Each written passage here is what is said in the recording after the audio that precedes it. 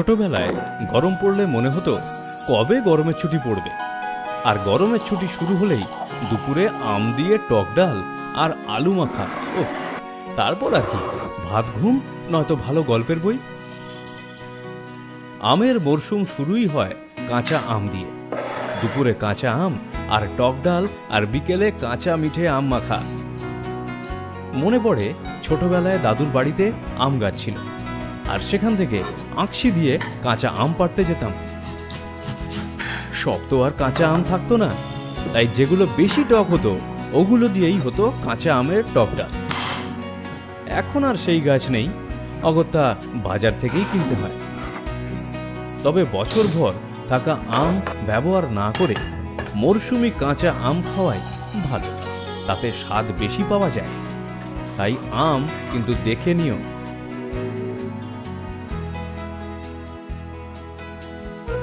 আম ডালের ক্ষেত্রে প্রথমেই ডাল সেদ্ধ করে নেয়।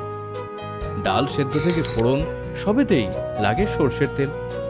তেলের ক্ষেত্রে আমাদের প্রিয় হলো সারফা সর্ষের তেল, যা আলাদা স্বাদ এনে দেয়।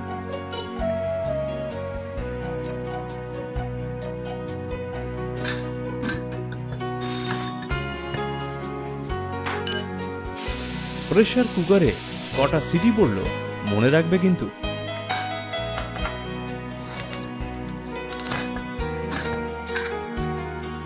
আমরা একটু দেখে নিলাম ডাল ঠিকঠাক সেদ্ধ হয়েছে কিনা। ফোড়নের জন্য চাই শুকনো লঙ্কা আর সর্ষে, আর আমাদের সারফা কাচ্চিঘানি মাস্টার্ড অয়েল।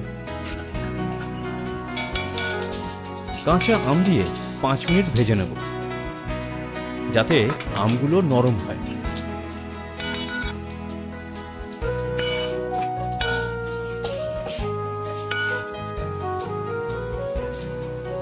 আম নরম হয়ে এলে এবার সেদ্ধ করা ডাল দিয়ে দেব। ফুটে উঠলেই বুঝতে হবে আমাদের আম ডাল তৈরি।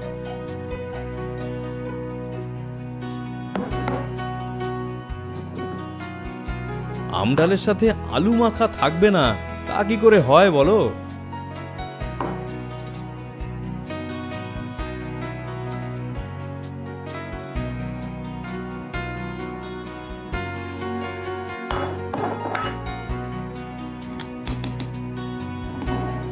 আলু মাখার জন্য চাই পেঁয়াজ, লঙ্কা আর সারফা কাচ্চিঘানি মাস্টার্ড অয়েল।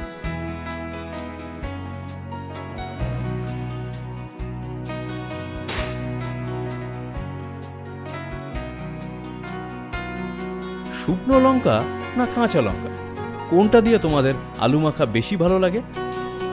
তাই আজকের পরিবেশন ভাত, আম দিয়ে টক ডাল, আলু মাখা আর মুচমুচে বড়ি ভাজা।